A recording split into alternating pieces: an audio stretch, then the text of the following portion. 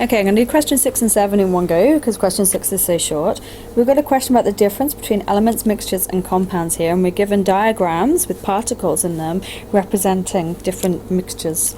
So we've got which box contains a mixture, so we're looking for a mixture of 2 elements and 1 compound. So we need to know what we're looking for here. And if you remember, an element should contain only one type of atom. Okay, and a compound is one or more different types of atoms that are chemically joined together. And then overall, we're looking for a mixture as well. So, I mean, F we can take out of the proceedings completely because there's only one type of atom in there. So that's a pure element, that one. So that can't be it. And then if we have a look, so can it be A if we just do a process of elimination? Well, we have a compound here and we have an element here, but we haven't got 2 different elements, so it can't be A. Can it be B? Well, here's one element, here's another type of element, and here's a compound, that one, and that's all we've got in there. So I think our answer is going to be B for that one.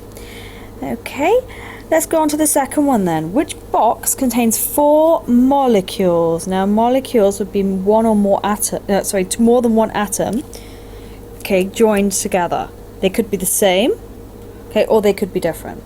We want 4 molecules of a pure substance. So every molecule needs to be exactly the same because it's pure. So if we look through, okay, if we look at E, okay, have a look. We've got 1, 2, 3, 4 molecules, okay, and each molecule is the same. So that is going to be the answer there. It's going to be E.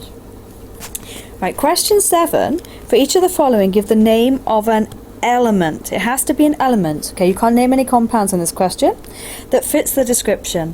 For some questions there's more than one possible answer, so we just looked and accepted if you'd written an answer which we thought was acceptable.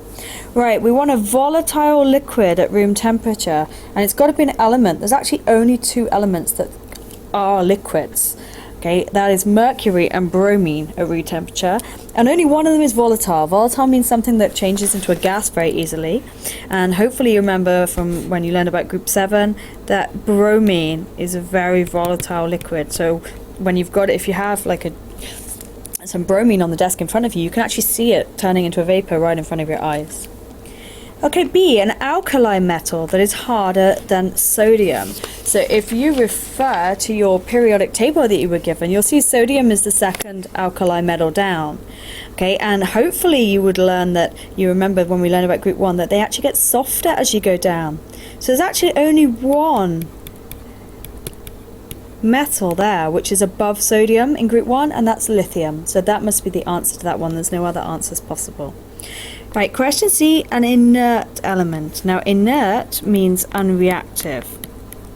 Okay, so you should hopefully immediately be drawn to thinking about group 8, okay, or group 0 as it's also called, because they are unreactive because they already have a full outer shell of electrons.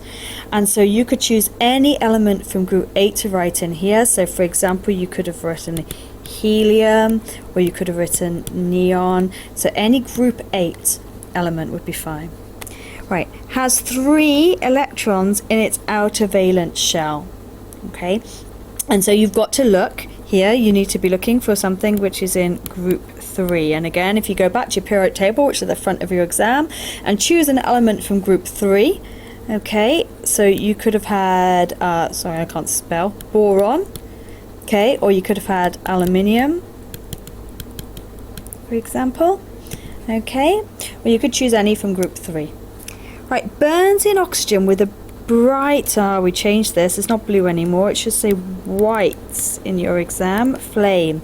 Okay, now when you did some experiments or probably a demonstration in your lesson, you would have had magnesium burnt in oxygen in front of you, and you should hopefully remember that's a very bright white flame. So let's get magnesium written in there. You've done it yourselves, I think, a few times, definitely in year 9, so hopefully you remember that. Right, F forms a colourless, weakly acidic oxide. Okay, so it needs to be colourless and it needs to be weakly acidic. Now, again, when we did experiments, we burnt things in oxygen and those gas jars of oxygen, 2 non-metals were burnt. One was sulfur and one was carbon. And sulfur actually gives a very strongly acidic oxide. Okay, it went bright, it went really red when you tested it with a universal indicator. However, carbon gave a weakly acidic oxide. It kind of just went from green to a bit yellowy or orange, didn't get all the way to red, and it's also colorless. Okay, next one, atomic number 7. So you're back to your periodic table at the front of the exam, and you're looking for an atomic number of 7. And if you look along, you will find that the element with the atomic number 7 is actually nitrogen. That's the only possible answer. And then last of all, H, something that is malleable. Okay, malleable means you can hammer it into sheets. Okay, and it's actually a property of metals. So you just needed to choose a metal from the periodic table. Okay, so you can't just write metal, we need a name. Okay, one of the elements. So for example, let's say I'm going to choose iron to write down. Okay, but you needed a name of a metal in there, one of the metals from the periodic table, and then you would have been fine.